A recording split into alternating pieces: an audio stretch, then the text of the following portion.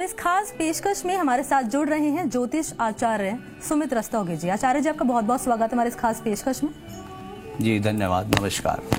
तो आचार्य जी, आज हमें बताएंगे कि किस तरीके से धनतेरस के दिन हम भगवान को प्रसन्न कर सकते हैं ताकि भगवान की जो कृपा है, धनतेरस सदैव धन की वर्षा हम पर होती रहे। तो आचार्य जी, सबसे पहले आप बताइए कि धनतेरस का क्या महत्व है और इस पर्व को लेकर क्या क्या मान्यताएं हैं और इस दिन भगवान धनवंतरी की पूजा क्यों की जाती है, दर्शकों को बताइए और क्या कुछ तमाम उपाय हम कर सकते हैं। जी देखिए, कार्तिक माह में और कृष्ण पक्ष की जो त्रयोदशी होती है उसको धनतेरस के रूप में मनाया जाता है। इसके पीछे की जो पौराणिक कथा है वो ये है कि इस दिन भगवान धनवंतरी, इस दिन उनका जन्म हुआ था, उनका अवतार हुआ था और वो अमृत का कलश लेकर के इस पृथ्वी पर अवतरित हुए थे। तो कलश का मतलब है कि वो अमृत का कलश, यानी कि वो रोगों से लड़ने वाले देवता भी कहे गए हैं, आरोग्य के देवता उनको कहा गया है। और इसके साथ साथ विष्णु का अवतार है। और सबसे बड़ी बात यह है कि उनके साथ ही समुद्र मंथन के समय लक्ष्मी जी का भी अवतरण हुआ था। तो इस कारणवश धनतेरस, इन दोनों ही कारणवश रोग से लड़ने के लिए और धन के लिए इसका विशेष महत्व है। बिल्कुल, धनतेरस का क्या महत्व है, भगवान धनवंतरी को कैसे प्रसन्न कर सकते हैं ताकि धन धान्य सदैव घर में बना रहे। आचार्य जी, ये तो हुई पूजन विधि की बात, कैसे हम तमाम उपाय कर सकते हैं, आपने महत्व बताया धनतेरस का।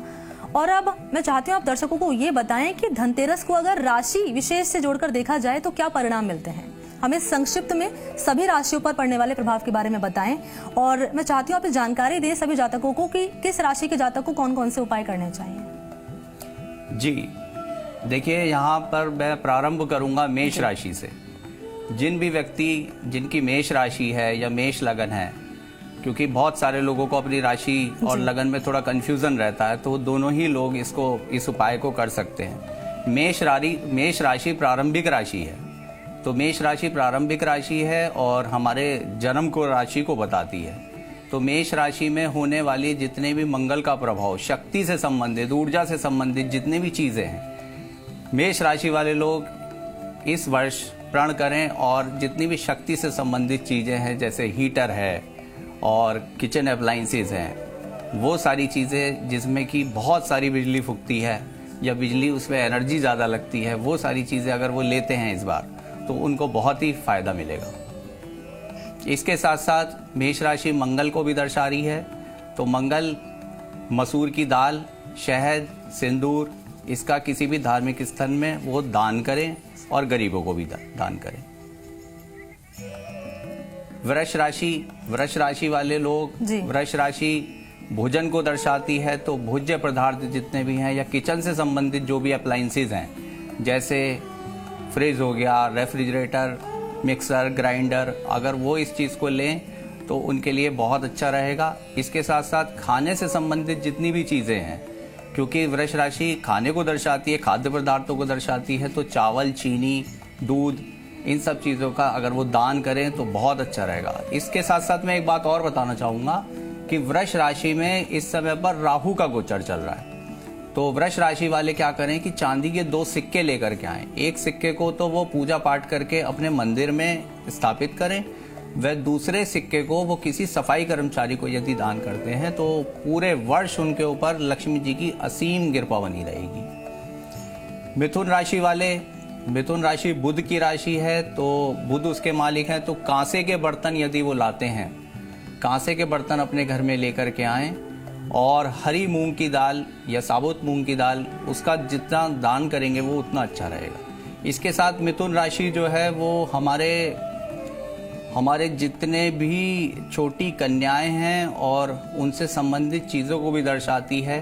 तो छोटी कन्याएं या छोटे बच्चों को खेल खिलौने की चीज़ें अगर वो धनतेरस पर दान करें तो उनके लिए बहुत अच्छा शुभ फल उनको प्राप्त होगा। प्लस मिथुन राशि हमारे संचार को भी दर्शाती है। तो इस दिन बहुत अच्छा है मिथुन राशि वालों के लिए कि यदि वो कोई संचार से संबंधित कोई भी वस्तु जैसे मोबाइल, लैपटॉप इत्यादि अगर वो लेते हैं तो उनके लिए आज का दिन बहुत बढ़िया रहेगा।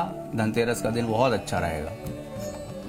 इसके साथ कर्क राशि वाले जितने भी लोग हैं जिनकी कर्क राशि है, कर्क राशि बताती है हमारी प्रॉपर्टीज को, लैंड को। तो अगर कोई भी व्यक्ति यहाँ पर इन्वेस्टमेंट करना चाह रहा है किसी भी प्रॉपर्टी में, तो उस दिन वो निवेश अपना कर सकते हैं, उनको वो बहुत अच्छा फलीभूत रहेगा। इसके साथ साथ घर से संबंधित जितनी भी चीज़ें हैं, जितनी भी वस्तुएं हैं, घर के रख रखाव से संबंधित चीज़ें, जैसे घर के अंदर का इंटीरियर्स हो गया, पर्दे हो गए, तो घर के अंदर जितनी भी रख रखाव की सारी चीज़ें हैं वो उसको अगर इस दिन करते हैं, नहीं बदलते हैं, तो बहुत अच्छा रहेगा उनके लिए। दूध, चीनी, चावल का दान कर सकते हैं। चांदी के बर्तन, सिक्के, उसको लाने से भी उनको बहुत फायदा मिलेगा। सिंह राशि वाले लोग, सिंह राशि पंचम स्थान विद्या को दर्शाती है। तो मैं सिंह राशि वाले लोगों से ये कहना चाहूँगा कि इस बार आप लोग कॉपी, किताबें, पेन, पेंसिल किसी भी गरीब व्यक्ति को, या जो गरीब बच्चे जो अभाव रहित हैं, जिनको पढ़ाई के लिए पैसा नहीं मिल पाता, उनकी एजुकेशन में किसी तरीके की मदद करें, तो ये आपके लिए बहुत ही बढ़िया और बहुत ही अच्छा उपाय होगा और माँ लक्ष्मी की कृपा आपको यहाँ पर प्राप्त होगी। और सिंह राशि वाले इस चीज़ को भी ध्यान रखें कि सोने की अगर वो कोई चीज़ खरीद सकते हैं, हालांकि सोना बहुत काफ़ी महंगा है, लेकिन वो अगर छोटी से छोटी भी चीज़ ले पाए तो बहुत अच्छा है। सोने के अभाव में वो तांबे की भी कोई चीज़ ले सकते हैं। गेहूं, गुड़, आटे का यथासंभव वो अगर दान करते हैं तो बहुत अच्छा रहेगा। इसके साथ ही मैं अगर कन्या राशि की बात करूं तो कन्या राशि हमारे रोग, विवाद, शत्रु और कर्जे को दर्शाती है। तो यहाँ पर अगर हम अपने कर्जों से परेशान हैं या रोगों से परेशान हैं कन्या राशि वाले, तो वो लोग क्या करें, वो लोग एक मूंग की दाल लें और मूंग की दाल को यथासंभव दान करें। इसके साथ साथ छठा स्थान क्योंकि रोग का भी स्थान है, तो मैं उनको बहुत एक अच्छा उपाय बताना चाहूँगा कि वो जितनी भी तरीके की औषधियाँ हैं, दवाइयाँ हैं, वो किसी भी सरकारी या धर्मार्थ चिकित्सालय में यदि वो दान करते हैं धनतेरस के रोज़, तो उनको निश्चित रूप से अपने कर्जों से छुटकारा मिलेगा, प्लस उनकी नौकरी में, व्यापार में सफलता मिलेगी और उनको धन के नए मार्ग खुलेंगे। तुला राशि वाले लोग, तुला राशि सौंदर्य को दर्शाती है। सौंदर्य को दर्शाने का कारण इसका यह है कि तुला राशि के जो स्वामी हैं वो शुक्र हैं। तो आपको क्या करना है कि आपको अपने आसपास, अपने घर में अपने सौंदर्य का बहुत ध्यान रखना है। सौंदर्य की चीज़ें घर पर लेकर के आइए, वाहन लेकर के आइए, क्योंकि तुला राशि वाहन को दर्शाती है। तो अपने जितने भी सौंदर्य की चीज़ें आप करेंगे तो उससे आपको धन लाभ की स्थितियाँ बढ़ेंगी।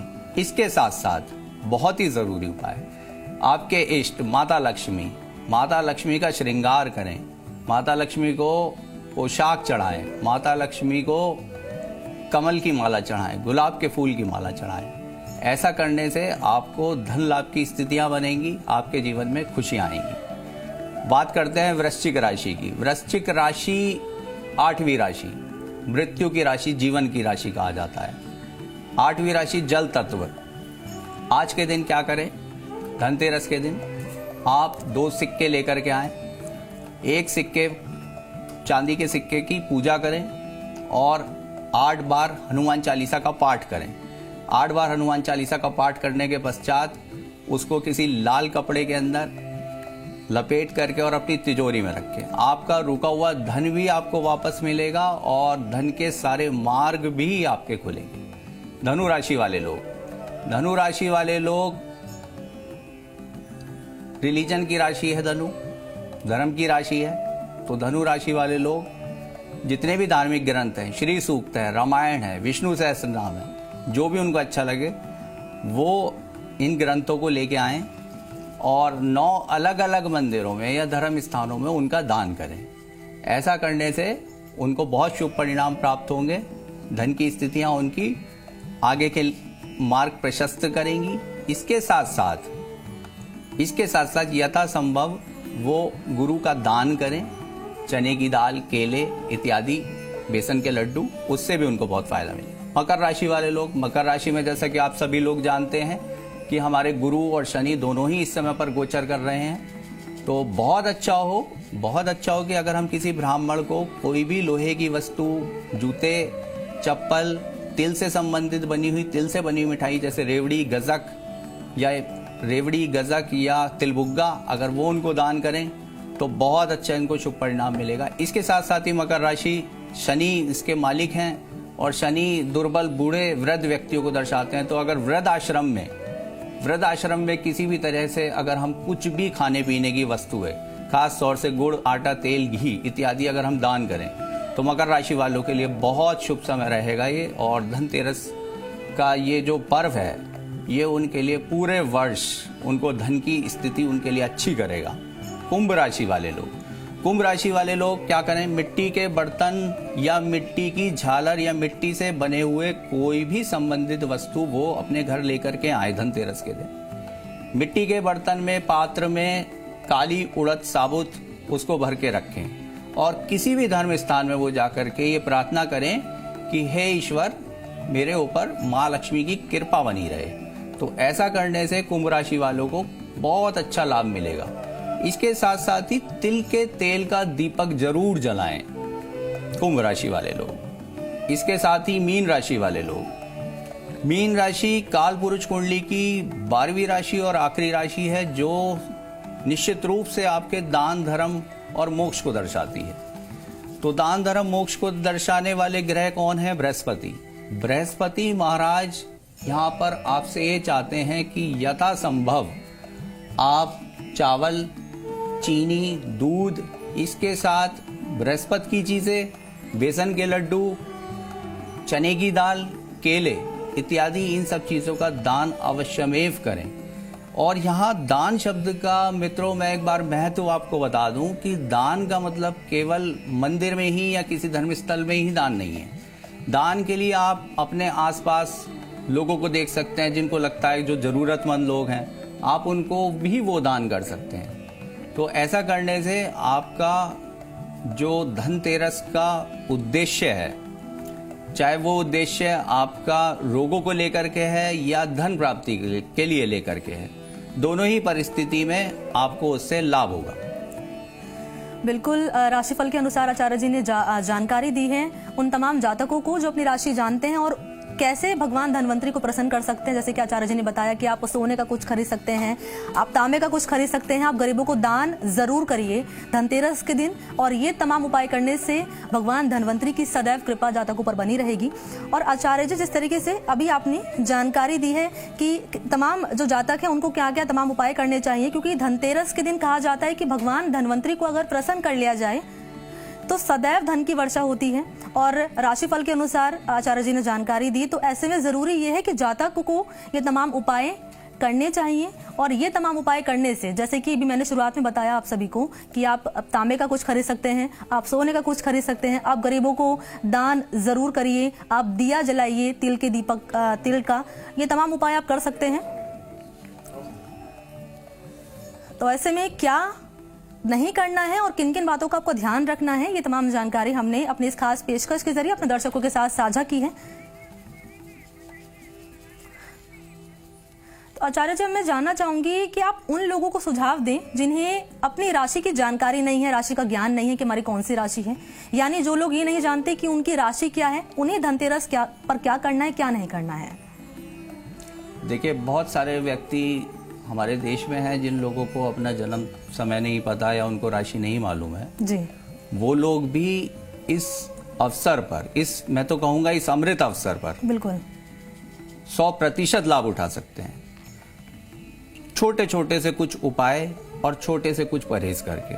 सबसे पहले मैं आपको ये बताना चाहूंगा कि हमें धनतेरस पर क्या नहीं करना चाहिए। सबसे पहले मद्यपान का निषेध नहीं करना चाहिए, जो कि लोग इस समय पर सेलिब्रेशन का टाइम मान करके करते हैं।